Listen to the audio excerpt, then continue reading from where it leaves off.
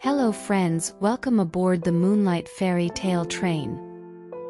This train is a dream journey to fairy tale land. Have you all got your train tickets?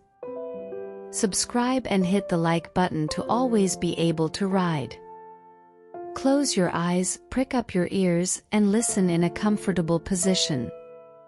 Today's story is Grimm's Fairy Tales. Faithful John.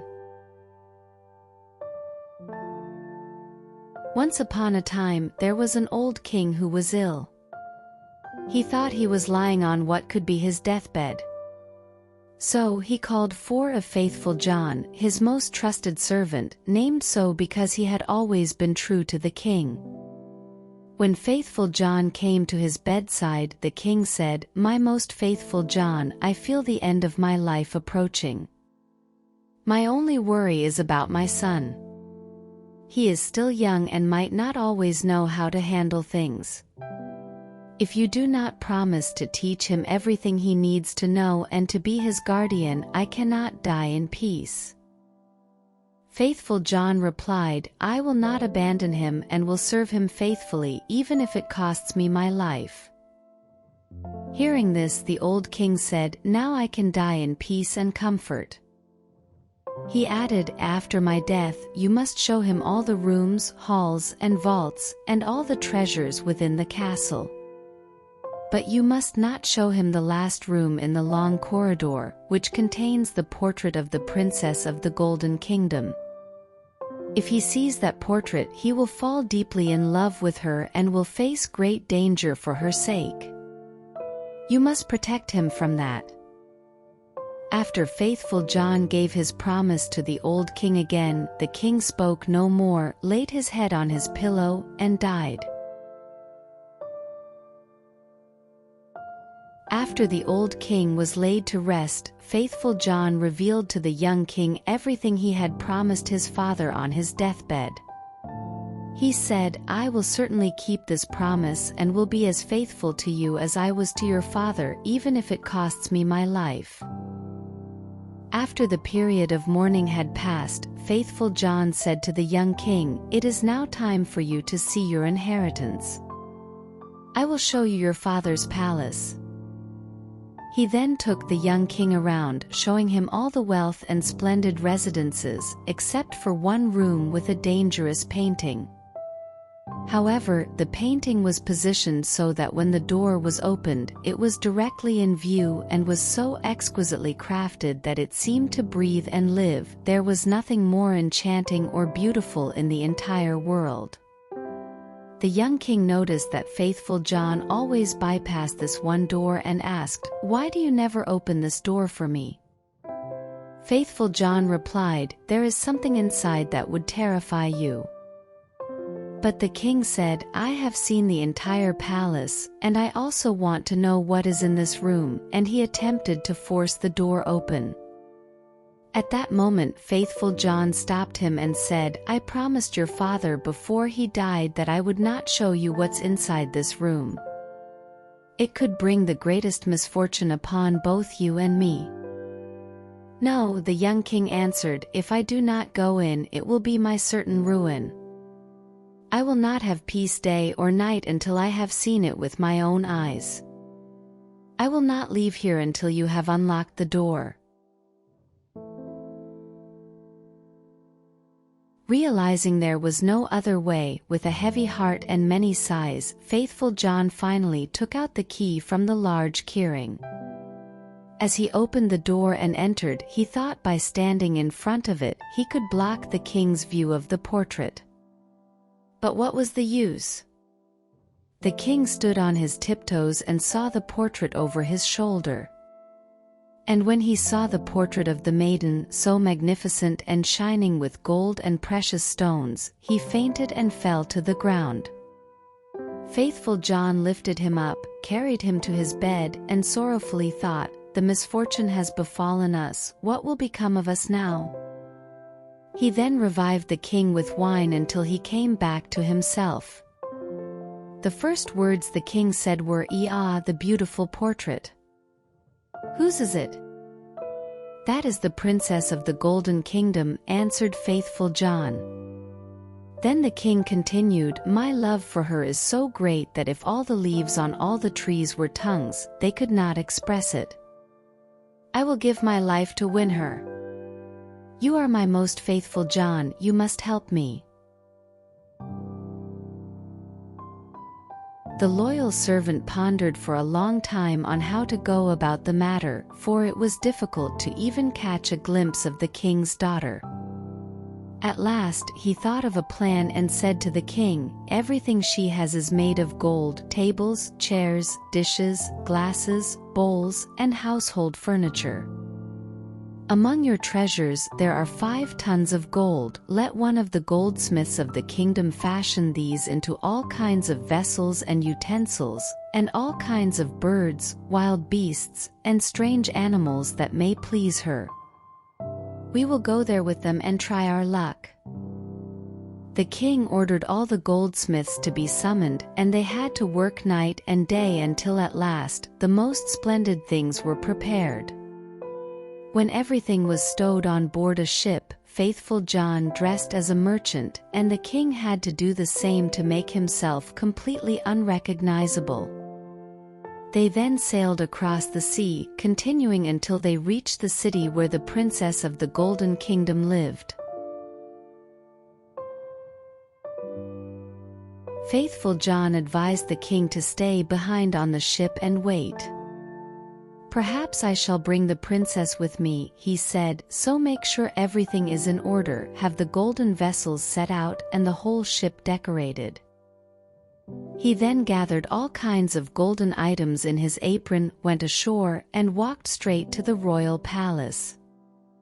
Upon entering the palace courtyard, a beautiful girl was standing there by the well with 2 golden buckets in her hand, drawing water. When she turned around to carry away the sparkling water and saw the stranger, she asked who he was.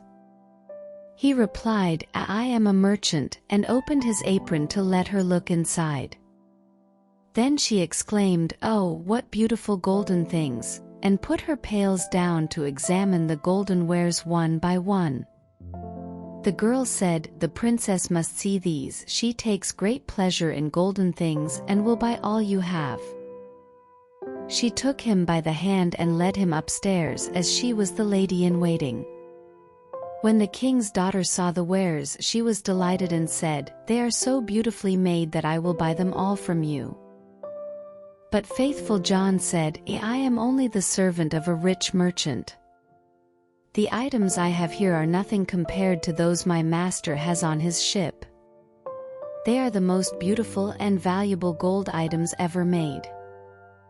When she wanted to have everything brought up to her, he said, "There are so many of them that it would take many days to do that, and so many rooms would be required to exhibit them that your house is not big enough."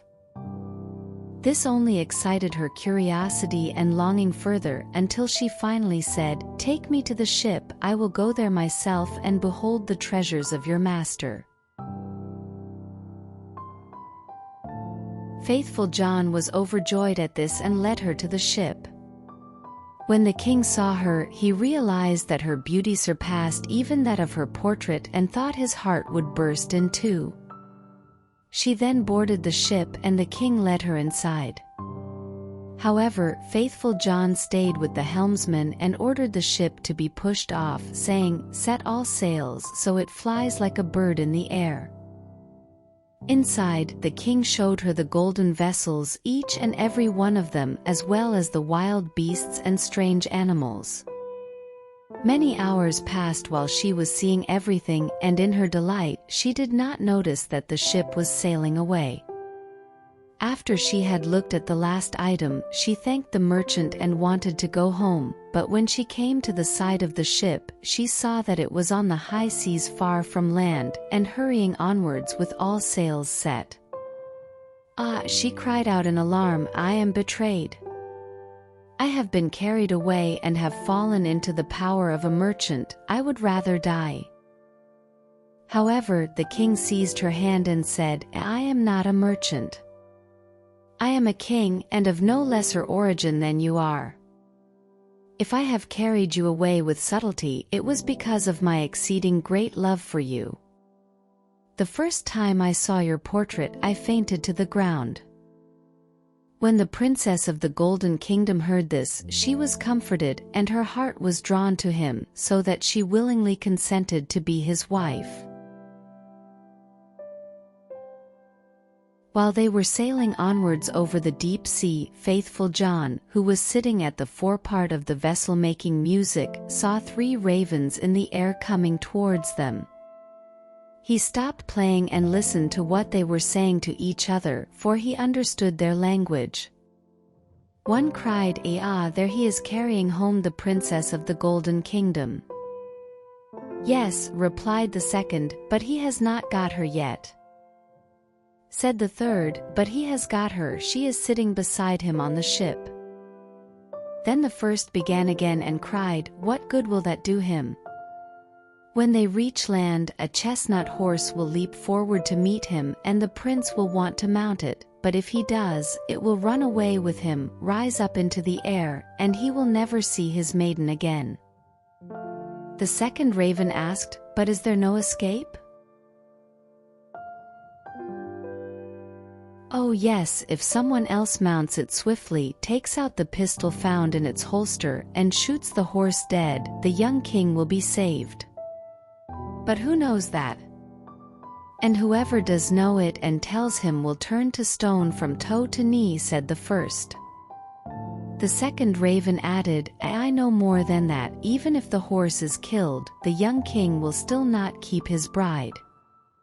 When they enter the castle together, a bridal garment made to look as if woven from gold and silver will be lying there in a dish. However, it is nothing but sulfur and pitch, and if he puts it on, he will burn to his very bones and marrow."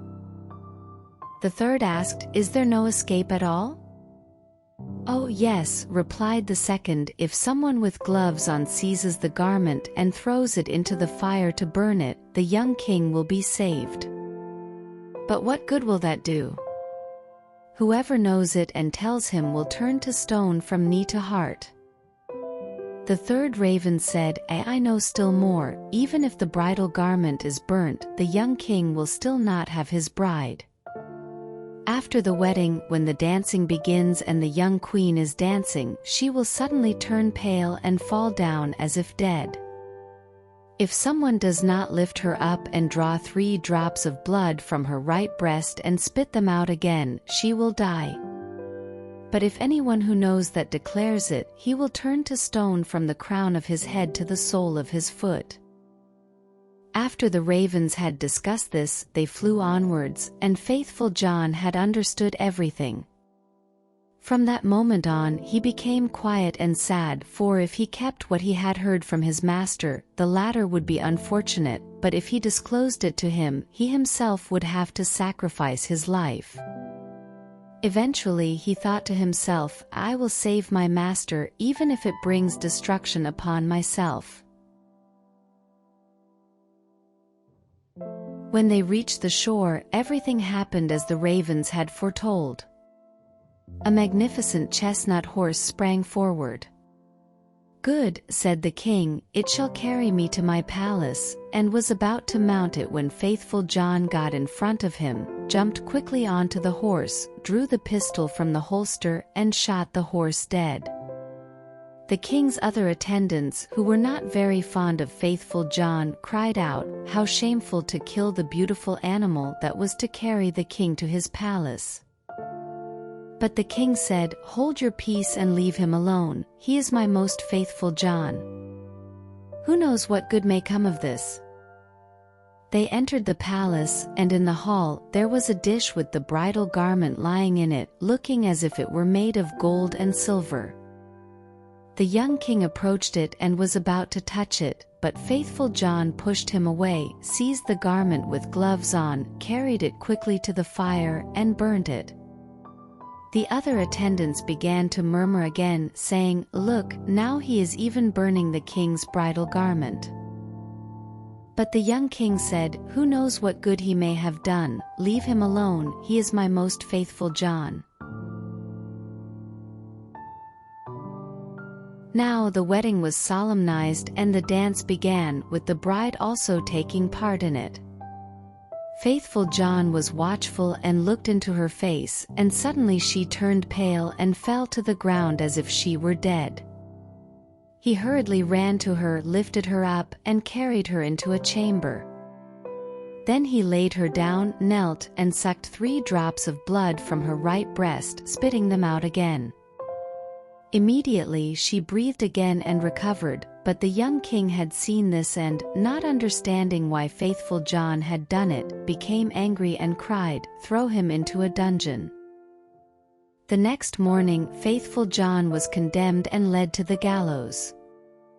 As he stood there about to be executed, he said, "Everyone who is to die is permitted to make one last speech before his end. May I too claim that right?" "Yes," answered the king, "it shall be granted unto you." Faithful John then said, "I am unjustly condemned and have always been true to you," and he recounted how he had listened to the conversation of the ravens at sea and how he had been compelled to do all these things to save his master. The king cried out, "Oh, my most faithful John! Pardon, pardon, bring him down." But as faithful John spoke the last word, he had already fallen down lifeless and turned into a stone. The king and the queen suffered great anguish, and the king said, "Ah, how poorly I have repaid great loyalty," and ordered the stone figure to be placed in his bedroom beside his bed. Whenever he looked at it, he wept and said, "Ah, if I could bring you back to life again, my most faithful John."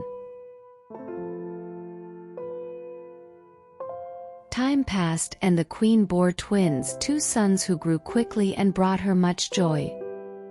Once, when the queen was at church and the father was sitting with his 2 children playing beside him, he looked at the stone figure again, sighed deeply, and full of sorrow said, "Ah, if I could but bring you back to life again, my most faithful John." Then the stone began to speak, saying, "You can bring me back to life if you are willing to use what is dearest to you for that purpose." The king cried out, "I will give everything I have in the world for you." The stone continued, "If you will cut off the heads of your 2 children with your own hands and sprinkle me with their blood, I shall be restored to life." The king was horrified at the thought of having to kill his dearest children, but he remembered faithful John's great loyalty and how he had died for him. He drew his sword and, with his own hands, cut off the children's heads.